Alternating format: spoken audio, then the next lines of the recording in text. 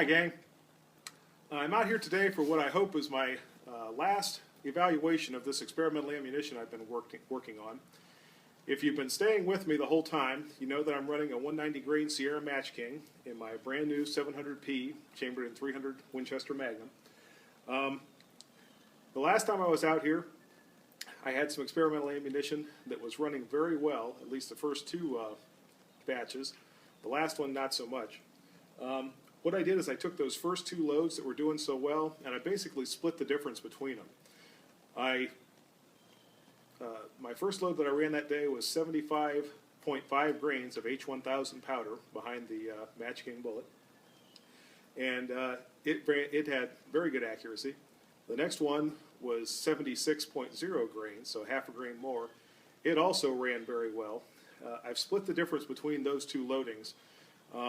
And today I've got 75.8 grains of powder in my test ammunition.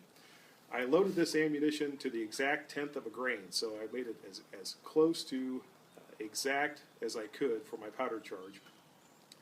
I'm hoping today, or I'm expecting that this ammunition is going to be running about 2,950 feet per second, which is basically between the two average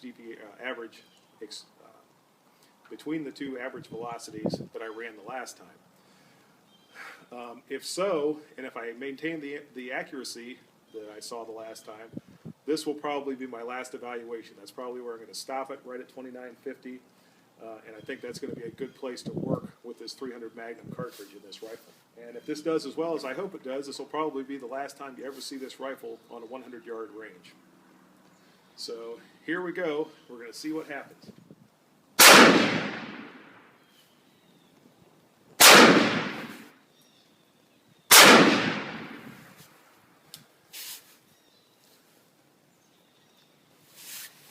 And those last two are touching. I'll send this last one as number 4 on this first group.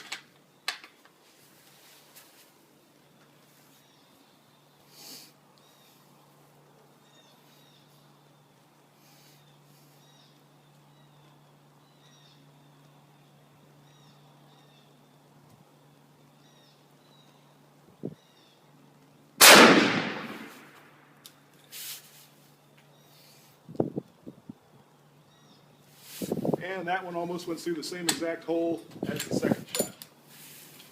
So what I'm going to do is stop the recording, walk downstairs, or downrange, downstairs, and we'll take a look at that one. Then we'll come back and fire out 3 more. That'll also give a chance for the barrel to cool down, so we don't get any kind of distorted readings because of that. So hold on a second, and we'll see how the target looks. Okay, this is shot number 1 right here. And then it went 2, 3, and 4 up here. Last 3 shots look to be under half minute of angle. I think I'm going to go ahead and make a sight change before I fire the next 3. I'm going to come left about maybe half a minute, and we'll see how that affects things.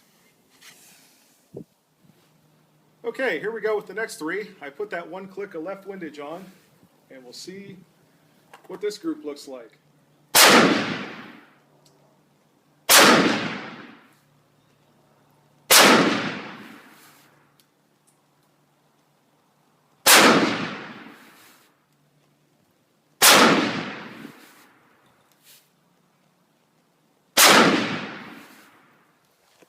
Okay, I think we can safely say this was not a terribly good day. Remember, I was trying to hit 2950 with this. My low was 2777.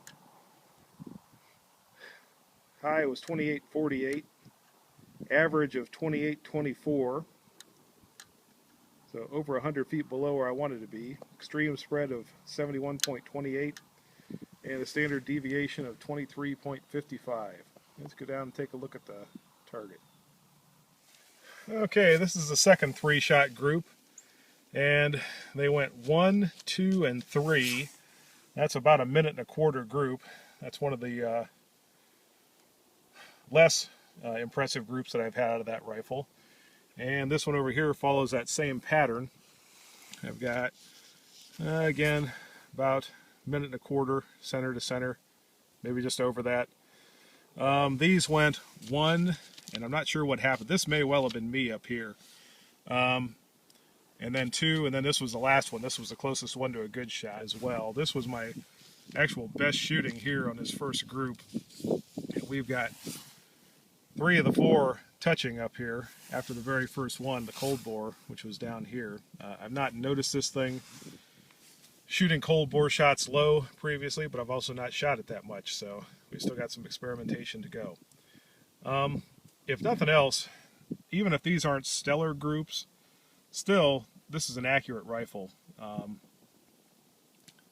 Particularly, as I said before, this group, this 3-shot group here, that's probably half a minute.